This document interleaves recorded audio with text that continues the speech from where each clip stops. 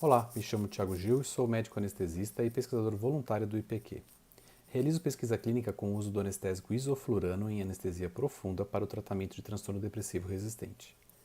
Durante a preparação do trabalho, notamos que o comparador, a eletroconvulsoterapia, possui grau de eficácia semelhante, em torno de 75% dos pacientes se beneficiam do tratamento. Outros anestésicos surgiram nas últimas décadas, como a acetamina e o propofol. Esse último, também em anestesia profunda, mostrou-se um efetivo antidepressivo. A acetamina já sabemos da sua atividade antidepressiva com infusões endovenosas. E a pergunta que ficou para nós é qual que é a semelhança entre esses tratamentos? O que une eles todos, sendo que a eletroconvulsoterapia nem mesmo é uma medicação? Pesquisando sobre as indicações além da anestesia, vemos que todos os agentes são indicados em status epilético suprarrefratário, inclusive a eletroconvulsoterapia. A atividade antiepilética do propofol, da acetamina e do isoflurano já é conhecida e consta nos guias terapêuticos internacionais. Ao compreender mais sobre a doença epilepsia, pudemos nos deparar com semelhanças de que a epilepsia possui com os transtornos de humor. As áreas cerebrais envolvidas são as mesmas, o hipocampo, em especial o giro dentado, a abênula lateral, a amígdala cerebral e o córtex pré-frontal. O giro dentado merece uma menção especial por ser parte do hipocampo e ter uma configuração em neurofisiologia que propiciona a excitabilidade. Proteínas inflamatórias estão presentes nas duas doenças e o envolvimento das células da glia ganha espaço nas duas condições também. Neurotransmissores e receptores são compartilhados entre as duas doenças.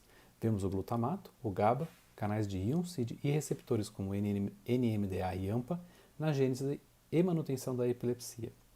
A teoria glutamatérgica sobre a fisiopatologia da depressão está crescendo há mais de 20 anos.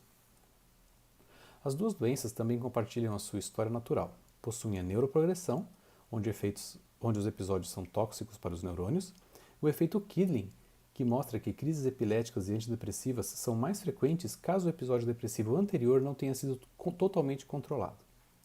As crises epiléticas podem vir como pródromos, e esses pródromos podem ser irritabilidade, alteração de sono, mudança de comportamento e concentração e depressão.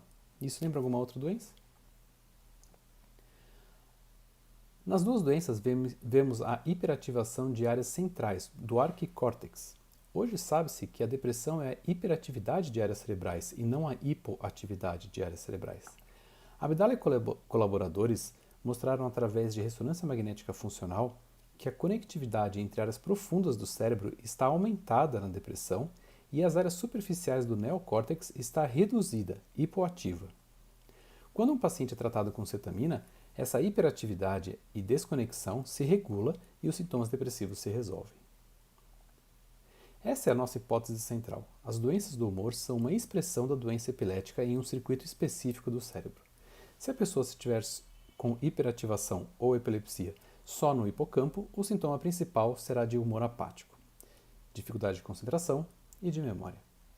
Se estender para a amígdala, mostrará ansiedade. Se for para a abênula lateral, terá ideação suicida também. Para tentar provar a hipótese certa ou errada, estudamos os tratamentos atuais para a depressão e sua ação sobre a epilepsia. Todos os antidepressivos comuns, seja inibidor seletivo da recaptação de serotonina, dual ou tricíclico, possuem uma atividade antiepilética. É uma atividade pequena, com uma janela terapêutica pequena, logo promovendo uma crise epilética em doses maiores ao invés de tratá-la. Os antipsicóticos ainda não encontramos um lugar para eles na atividade antiepilética, eles ainda são uma grande dúvida no nosso trabalho. Inúmeros antiepiléticos são usados na clínica como tratamento para transtornos de humor.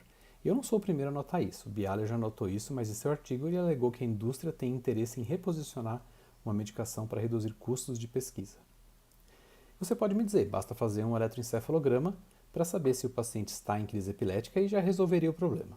Infelizmente, o eletroencefalograma só consegue captar de 2 a 3 centímetros de profundidade a partir do escalpo.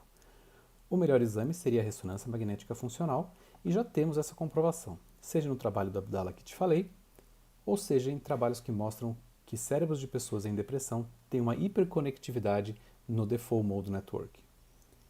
Exames pós-mortem já nos mostram excesso de glutamato em áreas que mencionei antes, e foi por isso que Berman, em 2000, utilizou a cetamina como antidepressivo. Propomos um modelo de entendimento conjunto, onde depressão é epilepsia, ansiedade é epilepsia, e a epilepsia clássica que conhecemos é a convulsão tônico-clônica generalizada, como já disse, é uma epilepsia generalizada no cérebro. Então temos uma doença, temos um modelo onde no eixo X temos o grau de resistência e no eixo Y temos o grau de generalização de uma doença.